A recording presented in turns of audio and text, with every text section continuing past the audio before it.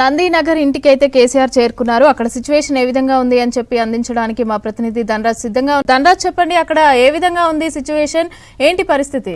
అధినేత మాజీ ముఖ్యమంత్రి అయినటువంటి కేసీఆర్ ఎర్రవెల్లి ఫామ్ హౌస్ నుంచి సరాసరిగా బంజారా హిల్స్ లోని ఉన్నటువంటి నందినగర్ లోకి 1 గంట ప్రాంతానికే చేరుకోవడం జరిగింది. అయితే ఫోన్ ట్యాపింగ్ కేసు వ్యవహారంలో ఇప్పటికే సిటీ అధికారులు తగినటువంటి ఏర్పాట్లు కూడా పూర్తి చేయడం జరిగింది. ఎందుకంటే కేసీఆర్ ను విచారణ చేయడం అంటే అంత ఆషామాషి కాదు కాబట్టి మొత్తానికి ఫోన్ ట్యాపింగ్ సంబంధించిన వ్యవహారంలో ఇప్పటి వరకు కన్ఫెషన్ సంబంధించినటువంటి రిపోర్టు, అదేవిధంగా నిందితులు ఇచ్చినటువంటి ఆధారాలు, దాంతోపాటు సిట్ ఇన్వెస్టిగేషన్ లో మొత్తానికి సంపాదించినటువంటి ఎవిడెన్స్లను అన్ని ముందర పెట్టుకొని కూడా కేసీఆర్ ను 3 గంటల సమయంలో విచారణకు సిట్ బృందం రెడీగా ఉంది. అయితే కేసీఆర్ వెంట మాత్రం మనం చూసినట్లయితే ప్రస్తుతం ఆయన కుమారుడైనటువంటి కేటీఆర్, దాంతోపాటు అల్లుడైనటువంటి హరీష్ రావు మాత్రము ఆయన వెంటే కుటుంబ సభ్యులు కాబట్టి ఆ ఇద్దరు కూడా ఆయనతో ఉన్నారు. దాంతోపాటుగాను ఇక కేసీఆర్ విచారణ సందర్భంగా చూసినట్టయితే కూడా పెద్ద ఎత్తున పార్టీ నేతలు కూడా పిలిపివ్వడం జరిగింది. ఎందుకంటే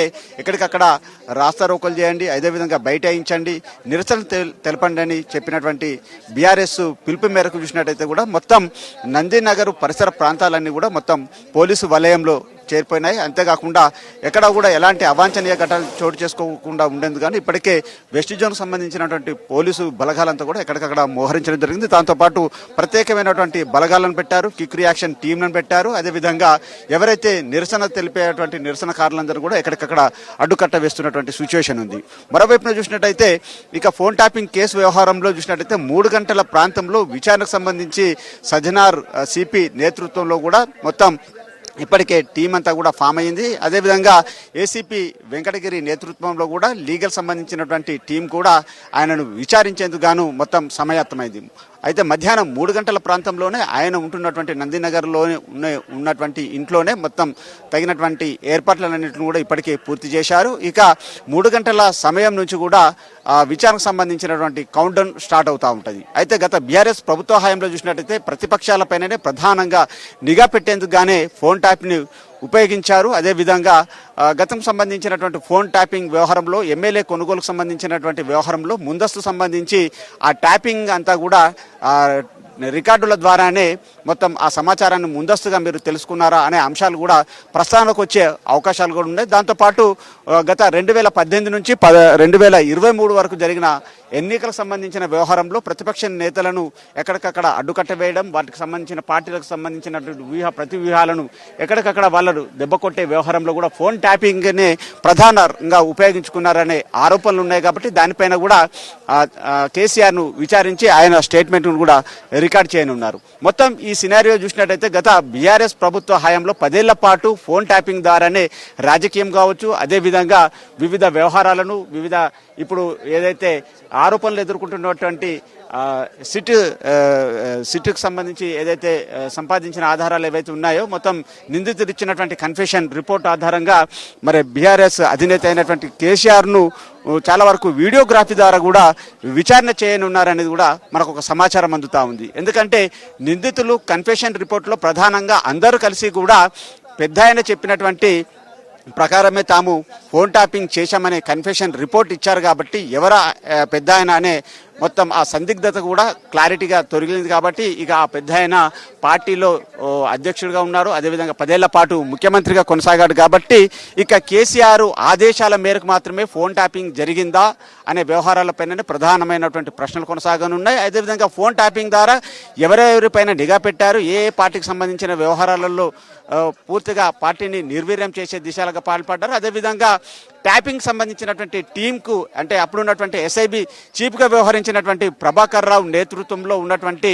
టీం అంతా కలిసి కూడా ఎవరెవరు ఏ విధులను నిర్వహించారు, ఎవరిని బెదిరింపులకు పాల్పడ్డారు, ఎవరి దగ్గర నుంచి వెళ్ళి డబ్బులు వసూలు చేశారు, అదేవిధంగా ఫోన్ ట్యాపింగ్ ద్వారా జడ్జీలకు సంబంధించిన సమాచారాన్ని ఏ రకంగా సేకరించారు, అదేవిధంగా ఫిలిం ఇండస్ట్రీకి సంబంధించినటువంటి వ్యవహారాల్లో ఎవరి ఫోన్లను ట్యాప్ చేసి మొత్తానికి ప్రభుత్వానికి చేరవేసే దిశలాగా ఎవరు ఆదేశాలు ప్రధానంగా పనిచేశాయా అనే విషయాలపైన ప్రధానంగా ఇక సిట్ బృందం దృష్టి సారించనుంది. ఈ క్రమంలో మొత్తం ఇప్పటికే సిట్ చాలా వరకు ప్రశ్నలకు సంబంధించినటువంటి క్వశ్చనీర్ని అంతా కూడా ఇప్పటికే ప్రిపరేషన్ చేసింది. దానికి సంబంధించినటువంటి లీగల్ ఎఫర్ట్ టీం కూడా ముఖ్యంగా పనిచేసింది.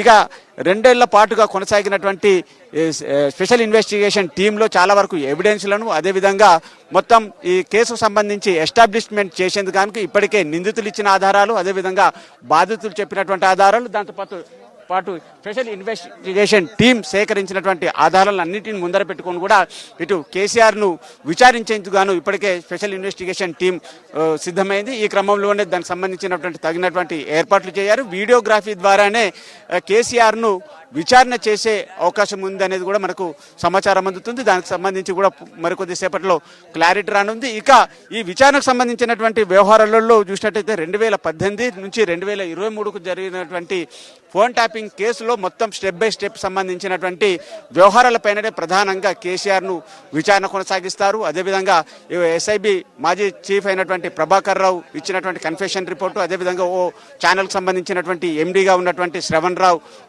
ఇచ్చినటువంటి ఆధారాలు, దాంతోపాటు ఈ నిందితులుగా ఉన్నటువంటి భుజంగరావు తిరుపతన్నతో పాటు టాస్క్ ఫోర్స్ మాజీ డీసీపీ అయినటువంటి రాధాకిషన్ రావు ఇచ్చినటువంటి కన్ఫెషన్ రిపోర్ట్లో చూసినట్టయితే అందరూ కూడా పెద్ద ఆయన చెప్పినటువంటి ప్రకారంగా తాము ఫోన్ ట్యాపింగ్ చేశామని చెప్పారు. కాబట్టి అందరూ చెప్పినటువంటి అన్ని విషయాల ప్రకారంగా చూసినట్టయితే కూడా కేసీఆరే ప్రధానంగా ఆయన ఆదేశాల మేరకే మరే ఫోన్ ట్యాపింగ్ జరిగిందా లేదా అనే వ్యవహారాలను ఇటు సిట్ బృందం తేల్చనుంది. ఈ క్రమంలోనే ఇక సిట్కి సంబంధించినటువంటి లీగల్ ఎక్స్పర్ట్ టీంతో పాటుగాను ఏసీపీ వెంకటగిరి, దాంతోపాటు అప్పుడున్నటువంటి సిట్కు నేతృత్వం వహించినటువంటి ఇప్పుడు ఉన్నటువంటి జాయింట్ సిపి అయినటువంటి విజయ్ కుమార్ తో పాటు లీగల్ సంబంధించినటువంటి టీం ప్రధానంగా ఈ ప్రశ్నించనున్నది. మొత్తం మీద ఓ వైపున సిట్కి సంబంధించి ఎలాంటి ప్రశ్నలు ఉండబోతాయి, అదేవిధంగా కేసీఆర్ కూడా దీనిపైన ముందస్తుగానే కసరత్తు చేయడం జరిగింది. ఫోన్ ట్యాపింగ్ సంబంధించినటువంటి ఇండియన్ టెలిగ్రాఫ్ యాక్ట్ వైలేషన్ చేశారు కాబట్టి,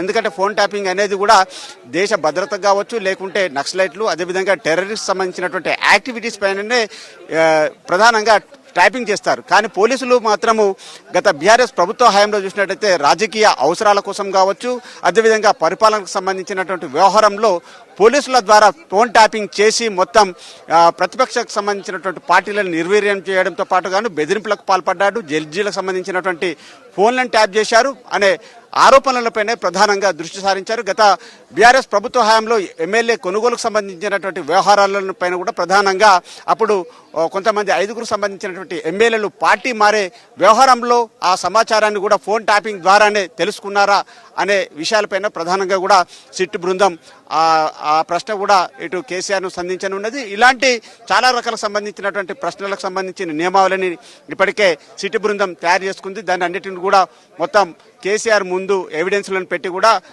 తగినటువంటి ఆధారాలతోటి కూడా కేసీఆర్ను ప్రశ్నించనుంది. మమత.